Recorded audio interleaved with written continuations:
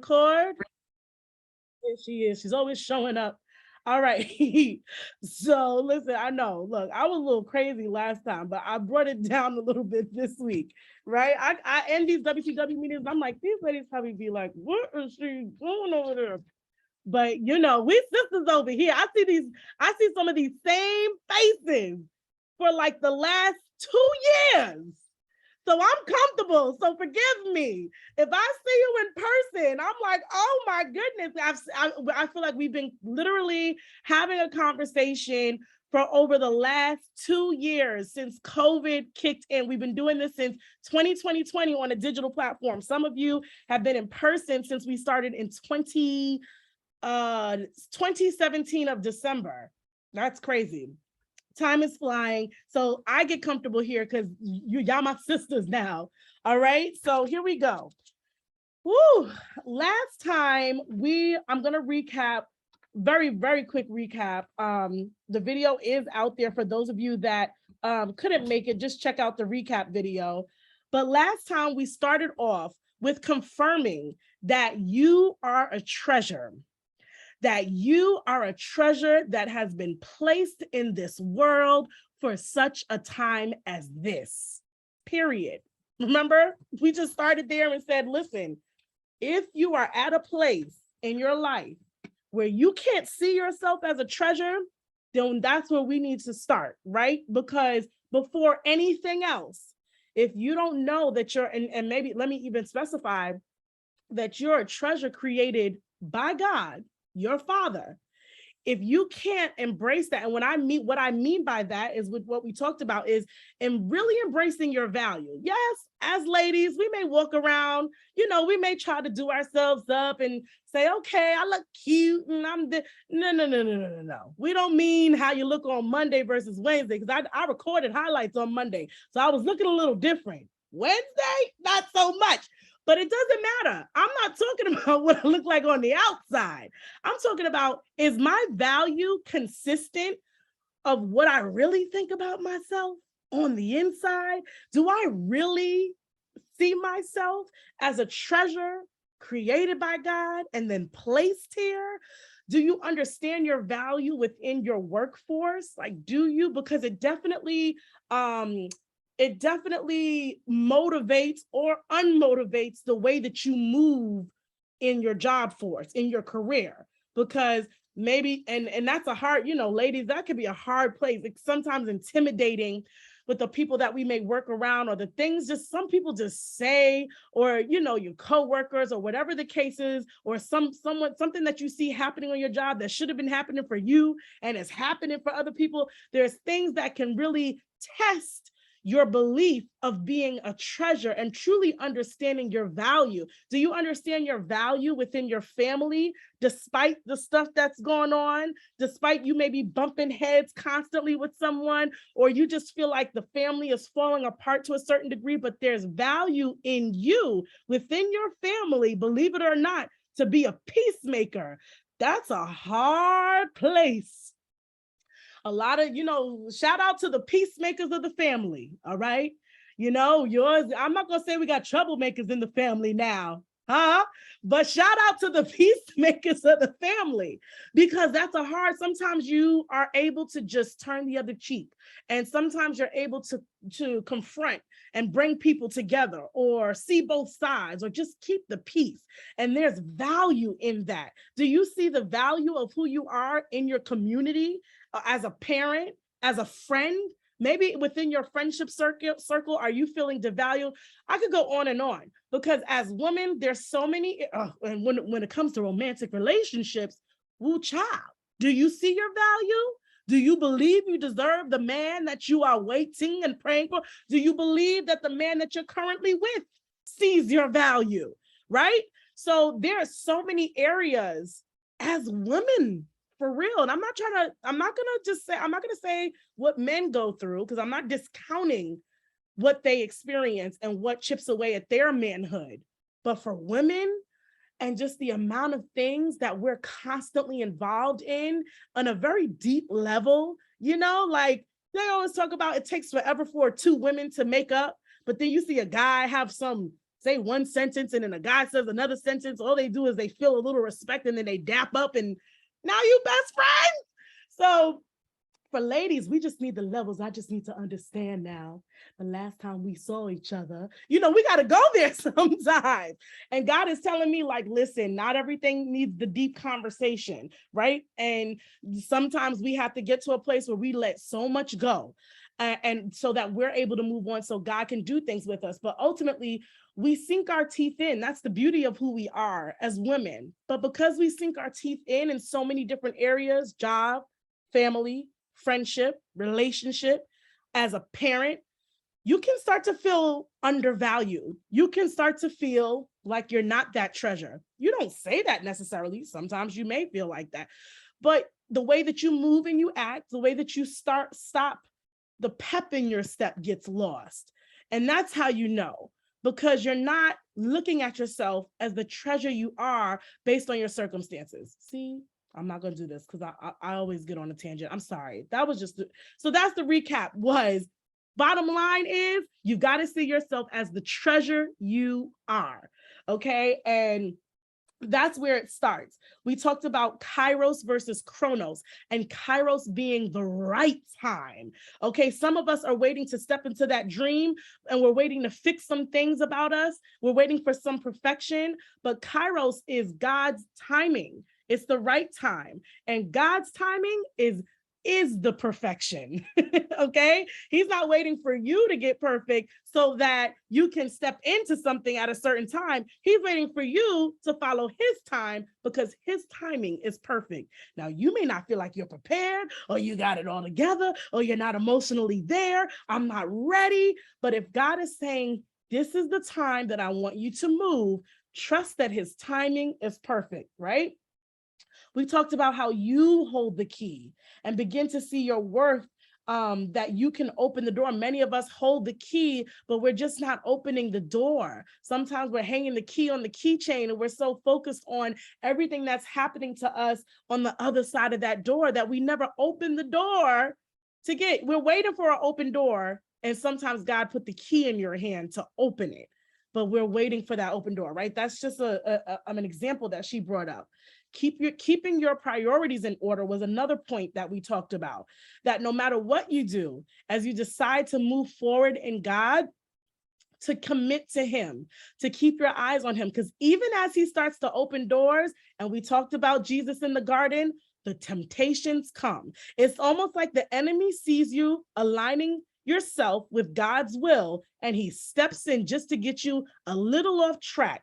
And he always steps in a subtle way, and he always offers you something similar to what God is offering you. Oh, he's crafty. We know this. He's not just shallow, right? I mean, he offered Jesus power, he offered Jesus food, and he offered Jesus protection. These are things that the Father, as he knows it is gonna offer him as he fulfills his purpose to go to the cross and sit at the right hand, right? But the enemy was trying to offer him all those things in the enemy's timing right away.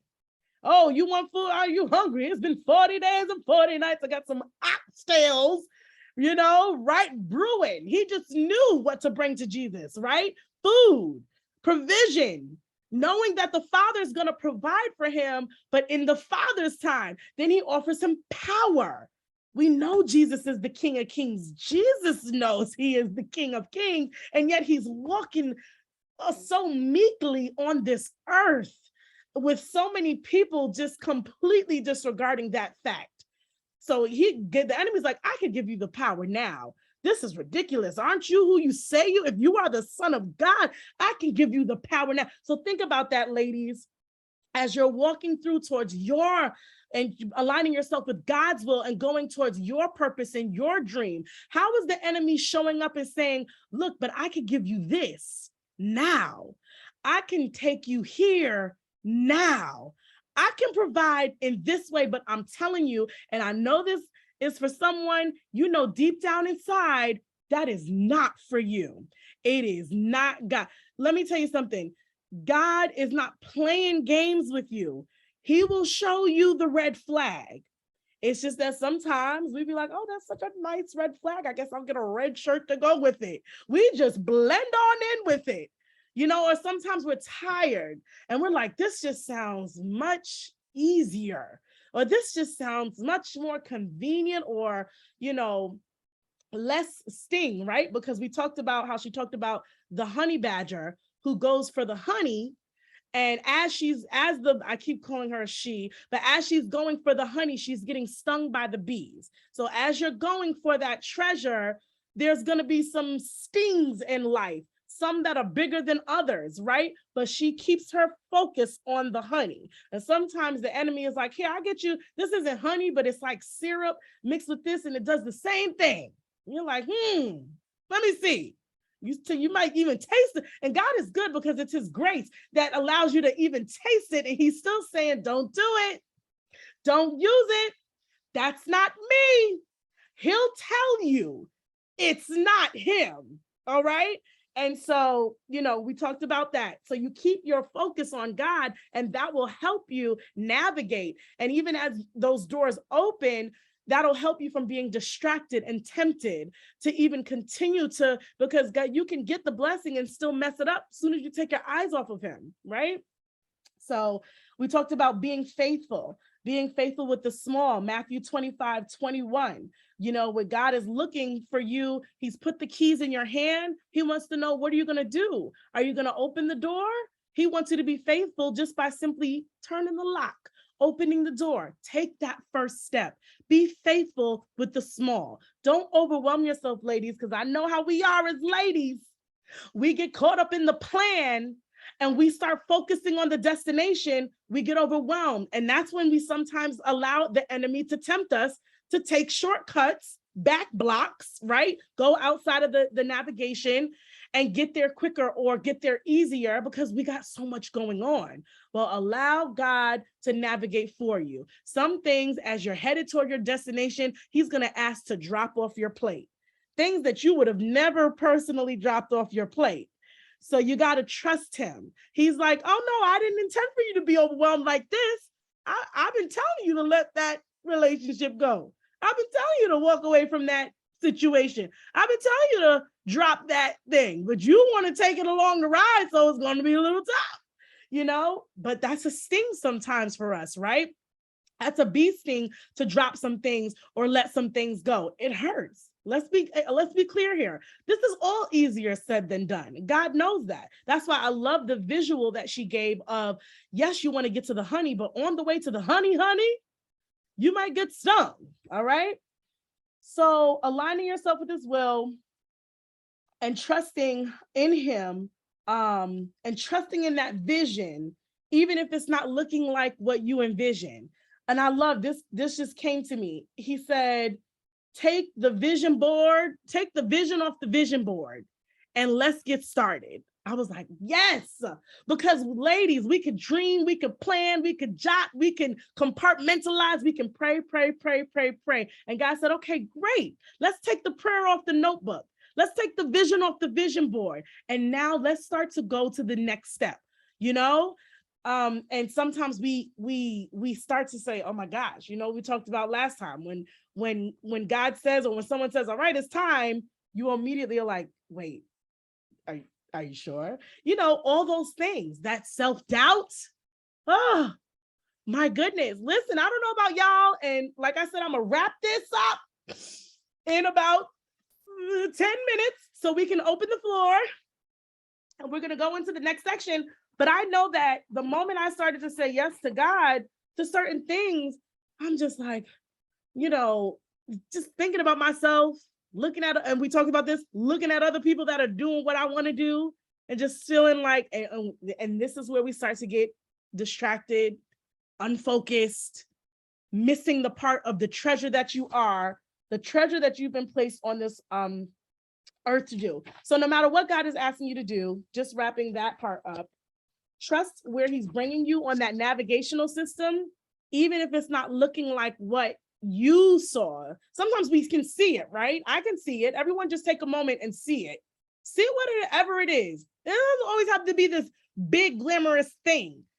but it's big and glamorous if it's in his will for you. And I should rephrase that, because sometimes we belittle the dreams that we have because they're not what we're used to the word dream the society has given us. Some big glamorous thing that may be little for someone else is huge for you. And you need to accept that. I don't care if it's little for someone. You may mention it. You ever mention it or mention a part of it to someone and they're like, oh yeah, oh yeah, you never mind. That means that is not the person I should be communicating with, because this is huge for me. This is a big step. Maybe you've done that before, or you don't think it's big, but this is what God is asking me to do, and it's huge for me. It's a part of my dream. It's a part of my step. And the next step may seem small and minuscule to you, but it's a part of a bigger plan, right? And sometimes as we're moving, you ever see and you start to look around and you're like, how did I get here?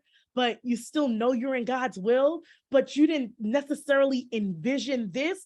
Trust him. That's the whole navigational system, because he tells us to turn right and we're looking down there and we're like, I didn't necessarily see that. I thought maybe over here was where I wanted to end up, based on the prayers that we had, God, and he's like, trust me, turn right.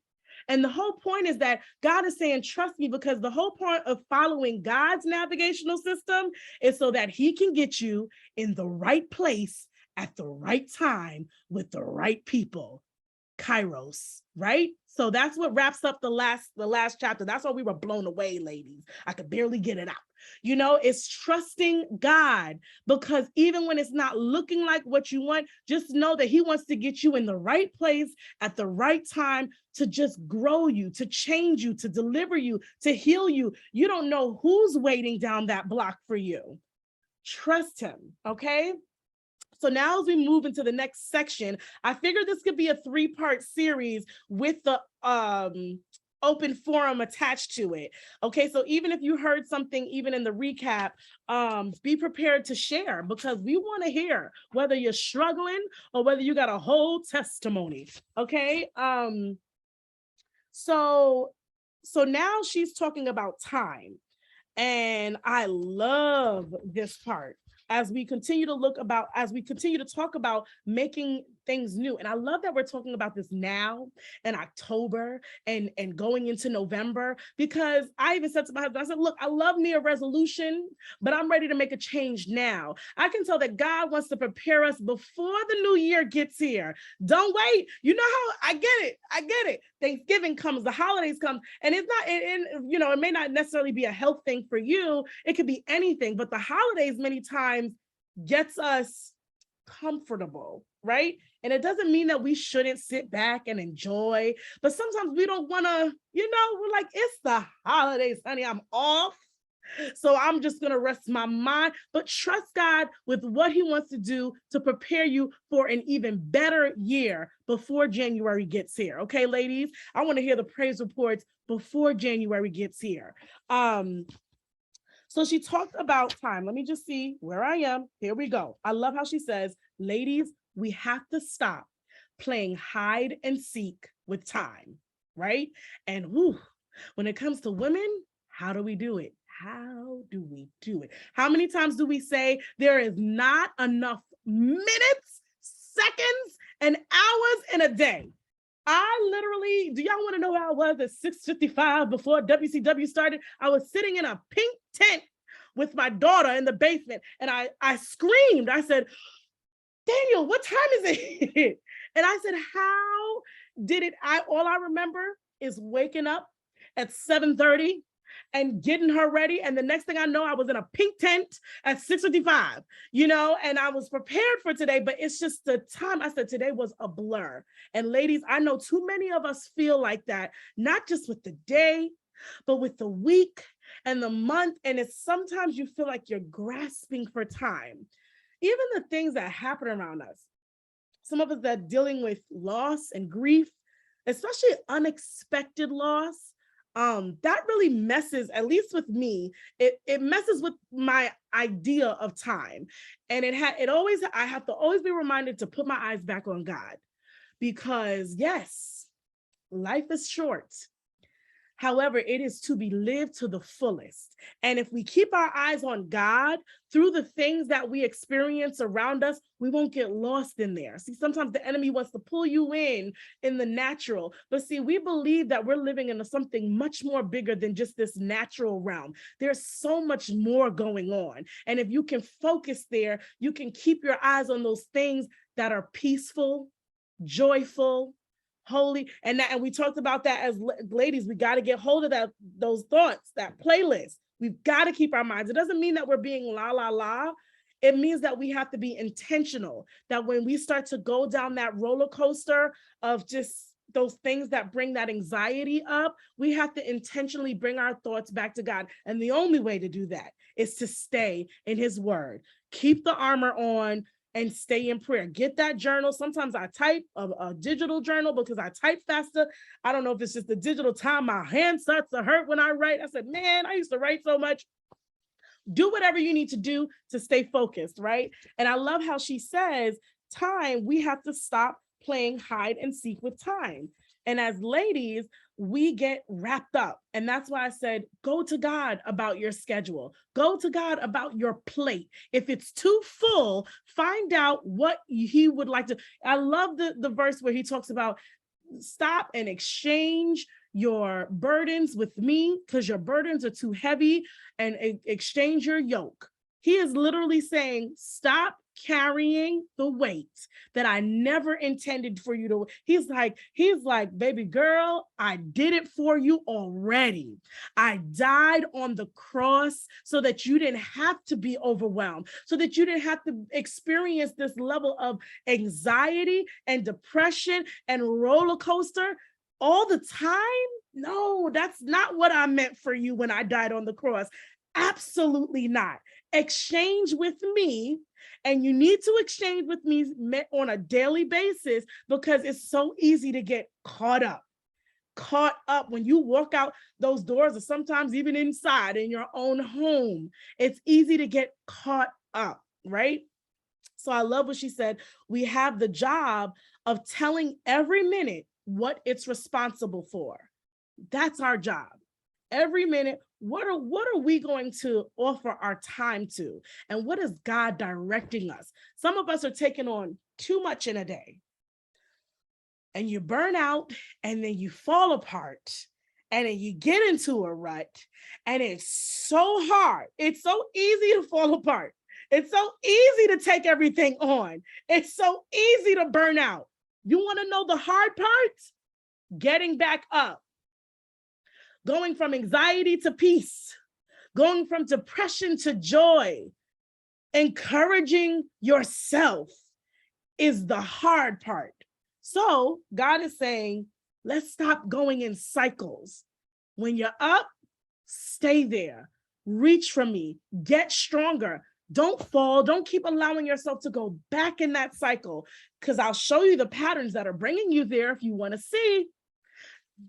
God done showed me, and I was just like, I didn't even answer the question before you started showing me the patterns. Okay? If you start connecting with God, he'll show you what makes your mood. He'll show you how you handle things, that sometimes it's the way you respond to things that you receive, you put out this energy and it comes right back to you. He'll show you those things. And it's huge. And so we have the job of submitting to God to say, God, tell me how to spend my day. And you'll be shocked how sometimes he says, stop today. Today, I want you to focus on this one thing. You'll be shocked. You can go about life, but I want your mind to be stayed on this. I want you to be praying about this, talking about this. Maybe he'll put somebody on your spirit. I want you to reach out to this person and just focus on connecting socially. I need you to connect today socially. And maybe another day he'll say, today, I want you to go back to that vision, and I want you to do this one thing. I need you to make that phone call. That's it. You got to really, and he'll show you other things that come naturally, like whether it's quality time with family. Sometimes we even compartmentalize that, right? We put ladies, I don't know about you, but you kind of have this internal timer on things. And I had to even learn that with my daughter, like, spending time with her and then knowing that I got to get to the next thing. So I'm just like, always like, okay. And I learned to just, stop and enjoy and be present in the moment. And it's okay if I don't get to that next thing, especially if it's not on my priority list that God even had me doing. And it's not always that deep where it's like, all right, God, what's the next thing? You know what I mean? You don't want to get, you don't want to get extreme with it. It's just you follow that Holy Spirit. You follow that peace. He's speaking to you. He's the still small voice that you hear. It's him. He's speaking. He'll tell you, relax. No, relax. Sit down. No cooking today. Why don't you order out? Because I want you to sit and relax. So just listen to those things. And she says, you want to take control of your destiny? You want to realize your dream? You've got to give it time. So time is we're not going to get that 25th hour in the day. You're just not. And you know what God is saying? I'm not going to give you that 25th hour anyway, because you're going to do something with it. He wants you to make time for the things he's asking you to make the time. It is important that you catch that part. You don't wait for time. You don't look for time. You make the time. You get intentional about what you are being called to do, even in the small things. Make time for yourself. Do your hair, girl. Get your nails done, whatever it is. But you have to, let me tell you, you know what? I don't want to tell this story. All I'm going to say is Daniel made a comment about my feet the other day, because it's been a long time. I said, excuse me? He's like, you could use a little lotion. I said, a little lotion? Child, never again will my husband put me out there. But it did hit me, and I realized I have not been looking, because I said, I don't have the time. He's like, you better make the time. I said, you know what? Let me call a counselor. Marriage ministry, where you at? No, but we were teasing each other. But it made me realize, even when I'm like, you gotta make the time. And I feel so good, because now when I made the time to do it, in the back of my head, there were other things that I was like, man, this hour and a half time at the nail salon, I could be, but I had to stop, right? And just enjoy it. Talk to the young lady doing my feature, talking to me. I don't know, but we were talking. And I just had such a good time. And it was, for me, that's what God wanted to say. You got to start making the time. Don't look for it, ladies, because it ain't going to show up. And when it does, it's a very rare occasion, maybe because something got canceled or, make the time. Then she talks about, I'm looking at the time. So, okay, here we go. Boom. So she talks about making the time. And then she talks about, if you want to accomplish your goal, you have to assign steps to your time to reach it. And we talked about having that time to make those steps and stop using busyness to hide behind as well. Because sometimes we're doing everything else but that thing. And ladies, let me tell you, if there's anybody that knows how to fill up a schedule, it is us ladies. Now, some of y'all have got to this place of wise, and you know how to just, I'm not filling up my schedule. I'm trying to learn it quickly. Somebody said, I'll be praying. Yes, pray for him. I heard he was missing, so pray for him. So yeah, at the end of the day, you don't want to hide behind busyness. You don't want to fill up your schedule, because it's almost like we're running from that one thing God is saying to do. Make that phone call, send that thing, create that email to take that next step. And so I love this part, but I think I'm going to read this at the end. And at this time, as I continue, and I'm going to stop recording